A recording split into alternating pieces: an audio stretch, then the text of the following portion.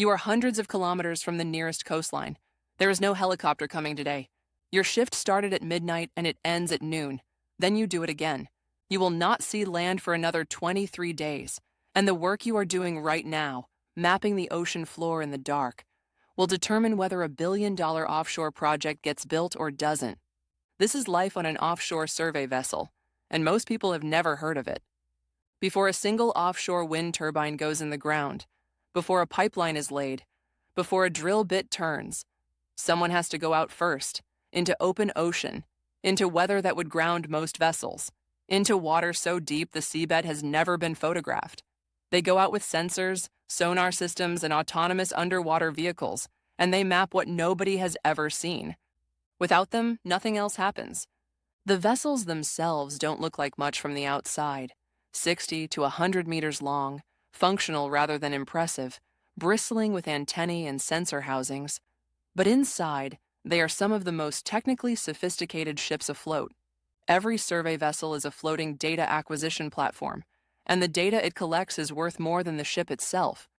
Life on board runs on a rhythm that takes weeks to get used to. 12 hours on, 12 hours off, every single day. No weekends, no exceptions. Your watch might run from midnight to noon or noon to midnight, depending on your rotation. The ocean doesn't care what time it is. The equipment runs continuously. So do you. When your alarm goes off at 11:30 at night and the ship is rolling in a 3-meter swell and the corridor smells like diesel and someone else's dinner, the romance of working at sea disappears fast. What replaces it, for the people who last, is something harder to describe. A focus. A sense that the work matters. That what you are collecting out here in the dark, in conditions most people will never experience, is genuinely irreplaceable. The survey control room is the heart of the vessel, a darkened space lined with monitors, workstations, and processing units running constantly. This is where the watch team sits. Surveyors, geophysicists, hydrographers, eyes on screens, watching data streams in real time, making decisions about quality, coverage, and equipment health. When something goes wrong, a sonar dropout, a positioning error, a sensor malfunction, it is caught here first, and it has to be caught. Bad data collected offshore costs 10 times more to fix than bad data caught on the vessel. The primary tool is multibeam echo sounder. A transducer array mounted on the hull transmits hundreds of acoustic beams simultaneously in a fan pattern beneath the ship. Each beam bounces off the seabed and returns a depth measurement. Combine all the beams across the vessel's track, and you build a continuous 3-dimensional map of the ocean floor. Modern systems can resolve features just centimeters across in shallow water. In a single day, a survey vessel can map hundreds of square kilometers of seabed that no human eye has ever seen. But the multibeam only tells part of the story. Sub-bottom profilers fire lower-frequency pulses that penetrate the seabed and reveal the geology beneath, the buried layers of sediment and rock that engineers need to understand before they can design a foundation or route a pipeline.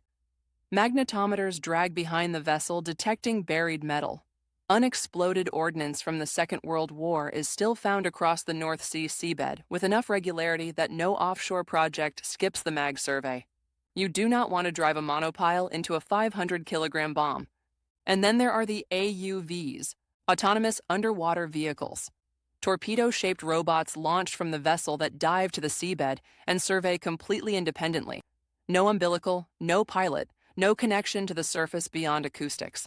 A single AUV can spend 18 hours cruising meters above the ocean floor, collecting sonar data at resolutions impossible from the surface, then return, surface, and be recovered by the ship's deck crew in swells that make the whole operation look like controlled chaos. Launching and recovering an AUV in 2-meter seas is one of those moments on a survey vessel when everyone pays attention. Tons of expensive equipment on a lifting frame, swinging over the side of a moving ship, deck crew timing their movements to the roll, the winch operator reading the sea. It goes right almost every time. Almost. The data generated in a single campaign is staggering. Terabytes of raw sonar files, sub-bottom records, positioning logs, and sensor telemetry. All of it processed on board in real time by a team that is also managing the acquisition, maintaining the equipment, and doing it all on 12-hour watches in the middle of the ocean. Onshore, processing teams will spend weeks turning that raw data into clean depth models, geological interpretations, and engineering reports. The survey that took 3 weeks offshore will underpin design decisions worth hundreds of millions of dollars. The people who do this work are a particular kind of person: international, technically sharp, comfortable with solitude and close quarters simultaneously. A survey vessel crew might include engineers from Norway, hydrographers from the UK, deck officers from the Philippines, geophysicists from Australia, all living in cabins the size of a large wardrobe, sharing a mess room, doing serious technical work in conditions that most onshore engineers would find genuinely challenging.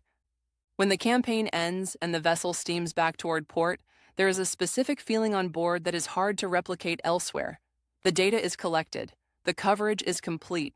Somewhere out there, on the ocean floor, is a map that didn't exist 4 weeks ago. And somewhere on shore, an engineer is about to open that data file and start designing something that will stand in the ocean for 30 years. It started here, on a ship most people will never see, doing a job most people will never know existed. The seabed doesn't map itself. Someone has to go.